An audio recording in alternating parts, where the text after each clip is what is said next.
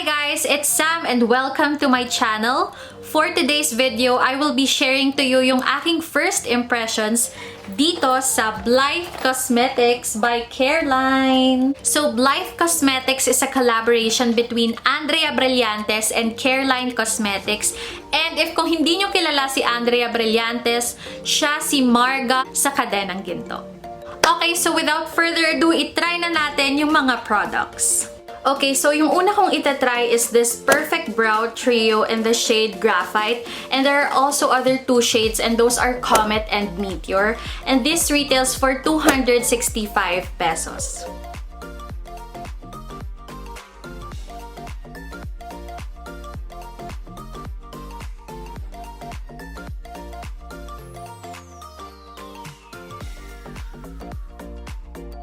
So this is the shade Graphite. Ito yung kanilang eyebrow mascara, ito yung eyebrow powder, and ito yung eyebrow pencil.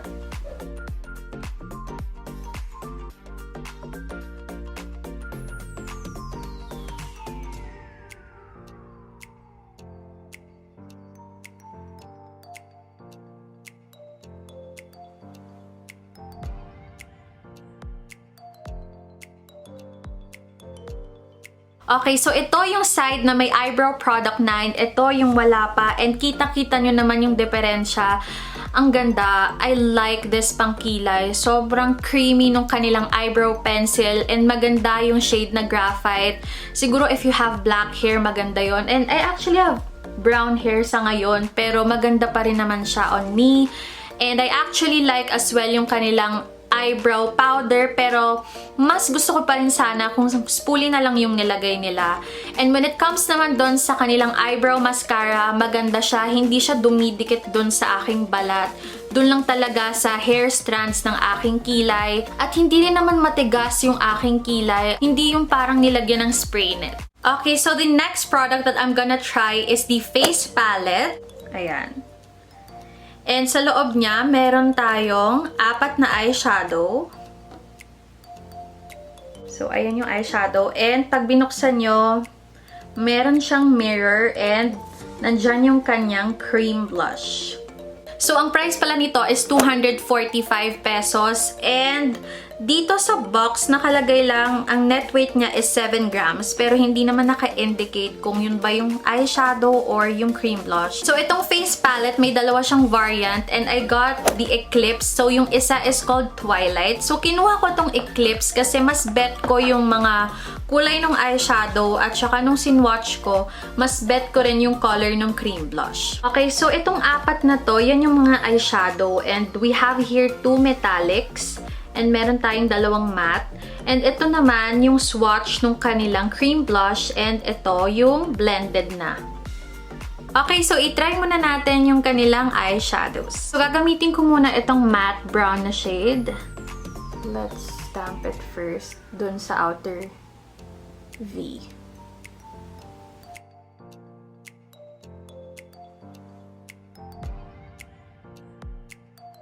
Now, I'm gonna use a clean brush para lang walang harsh edges. So, now gagamitin ko lang itong matte black na shade and I will be putting it also sa aking outer V.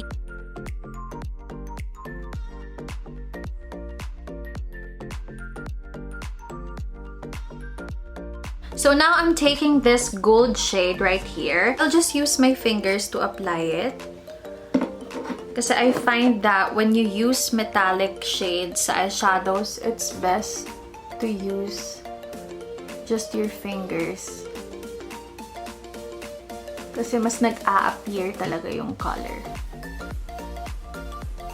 Ayan siya. So I will be applying this shade sa aking lower lash line.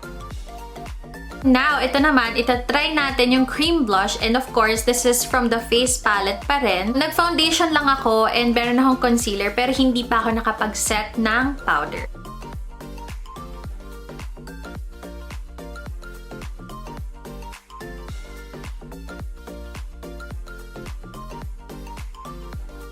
Okay, so itong kanilang cream blush has a dewy finish. So, ayun makikita nyo, may sheen yung aking face.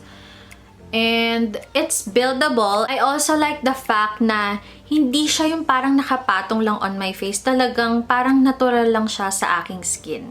Para sa akin, yung presyo nitong face palette na 245 pesos is super sulit. Kasi ang ganda nung kanilang eyeshadows, maganda yung color payoff niya, and sobrang ganda ng pigment. And also, yung kanilang blush, na pwede rin namang gamitin sa inyong eyes and on your lips, is super nice din. And kilala nyo naman si Andrea Brillantes, sobrang putok na putok yung kanyang blush. So with this, pwede nyo nang ma-achieve yung drunk blush look niya. Okay, so now balik tayo sa eyes, and I'm gonna be using the Starlight eyes. And ang shade na nakuha ko is Cassiopeia, and yung dalawang shades na available pa is called Lynx and Pegasus. Ang presyo pala nito guys is 195 pesos, and meron siyang 4 ml of product.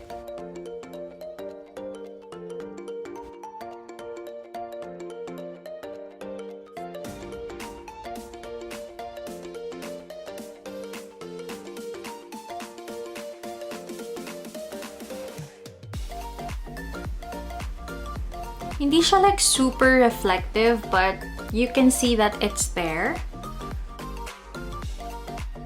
Guys, naglagay rin pala ako sa inner half ng aking lower lash line. Okay, so for 195 pesos para dito sa kanilang Starlight eyes, I think it's okay. Hindi siya like super nakakawaw, pero maganda siya. And ang tagal ko na actually naghahanap ng ganitong product, and ito yung pinaka-affordable na alam ko na meron ngayon sa market. As much as I would like to finish my eye makeup, hindi talaga. Mas tinatawag ako nitong highlighter palette nila. So this is what they call the Stardust palette. So ayan yung itsura niya, and you see the packaging is super cute. Ang ganda-ganda talaga. We have here 3 shades ng kanilang highlighter. This has 10 grams of product, but I'm not really sure if that's per pan or as a whole na. Ito yung pinakamahal na product dito sa kanilang collection, and it retails for 275 pesos.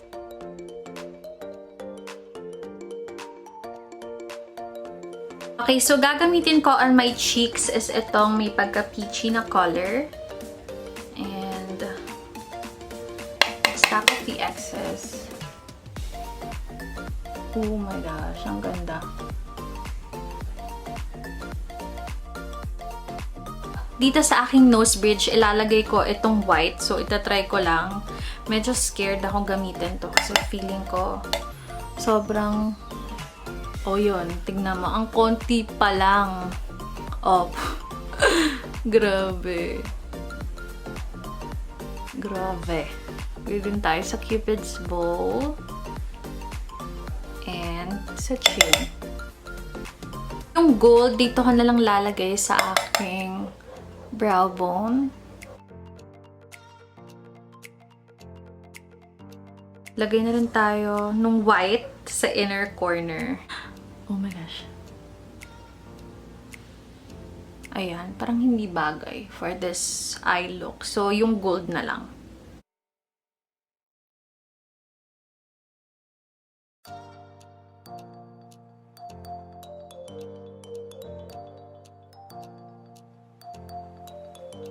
So, for 275 dito sa Stardust palette, and then meron ka ng 3 shade ng highlighter, and sobrang blinding niya pa, na as in dadaling ka talaga sa space.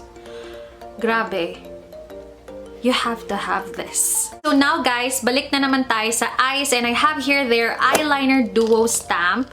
So this has 2 shades, and I got the shade Black Magic. And yung isang shade is called Falling Star, and this retails for 185 pesos. And according here sa box, it has 0.40 ml of product each side. So, dalawa kasi siya.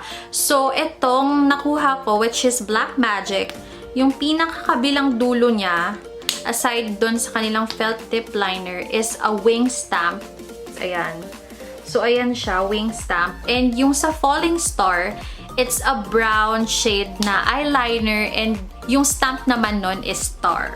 Okay, so ito yung swatch ng kanilang wing stamp, and ito naman yung swatch nung kanilang felt tip liner. Okay, so nagawa ko na yung isa off-cam and ayun yung kinalabasan. Mukhang okay naman and sana lang hindi lang masira pagdating dito. So medyo fail itong kabila pero okay na yan. Ayan, so yan yung itsura niya. Okay naman siya, it's just that ako personally hindi ako fan ng liquid eyeliners kasi nga shaky yung hands ko at hindi ako magaling mag-drawing ng mga linya-linya. So the next product that we're gonna be trying is this Stellar Satin Lips and I got the shade Titania. Ang presyo pala nito guys is 165 pesos and meron siyang 3 grams. Okay, so ito yung pinaka-packaging niya. And yung color pala guys, it depends doon sa kung anong color ng lipstick na inyong pipiliin. So in my case, ayan siya. Ito yung lipstick. And ganito pala siya karami guys. Ayan. So the other 3 shades are called Calypso, Juliet, and Phoebe. Okay, so yung finish niya is may pagka-shiny since satin nga yung kanyang pangalan. Healthy tignan ng aking lips. And nung ina-apply ko siya, very smooth naman siya at madali siyang i-glide sa aking lips. Okay, so the next lip product na itatry natin is this Majestic Matte Lips. And I got the shade Vixen. So this is also 3 grams and it also retails for 165 pesos. And again guys, nag-iiba yung color ng kanilang packaging. Depende dun sa shade na inyong kinuha. So yung tatlo pang shades are Kelvin, Cosmos, tsaka Phoenix. Wow! Purple. Talagang purple. Actually, ito yata yung first time na nakatry ako ng ganito ka-purple na lipstick. And it's super fun. Sobrang smooth din niya i-apply and very creamy siya. May pagka-patchy lang siya, maybe because it's violet. And yung violet, isa siya sa mga mahirap na gawin when it comes to makeup talaga. I love that they did these colors na playful, na hindi yung ordinary lang. Basically, yung mga satin lips nila, yung mga shades na available doon, yun yung mga wearable shades or nude shades.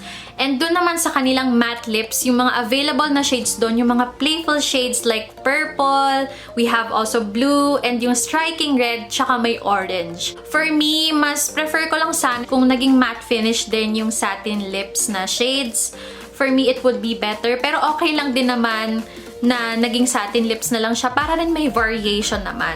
Okay, so for the last product na ating itatry from Blythe Cosmetics is of course this Cloud Tint and I got the shade Nebula. So ang price pala nito guys is 195 pesos and it has 3.5 grams of product.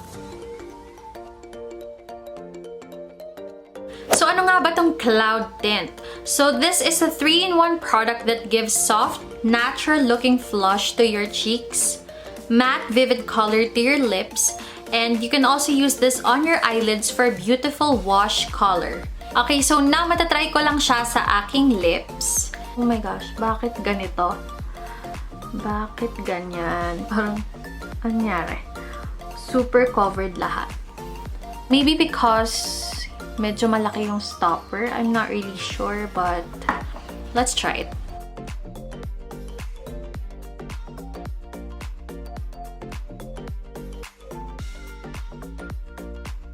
I actually like this shade. And by the way guys, ito pala yung swatch niya. Ito yung hindi pa blended and ito yung blended na. So, on the lips, madali naman siyang i-blend and a little goes a long way. Okay, ayan. So, tinry kong i-remove siya with the makeup remover wipe. And medyo nag-stain siya. Ayan o. So, may staining na nagaganap. So, ayun guys, yung aking first impressions and thoughts dito sa Hyper Cosmic collection of Blythe Cosmetics. So, if you like this video, don't forget to click the like button and also comment down below kung ano yung thoughts nyo. And of course, please don't forget to subscribe to my channel to get notified kapag may bago akong videos. Again, this has been Sam and I will see you on my next video. Bye!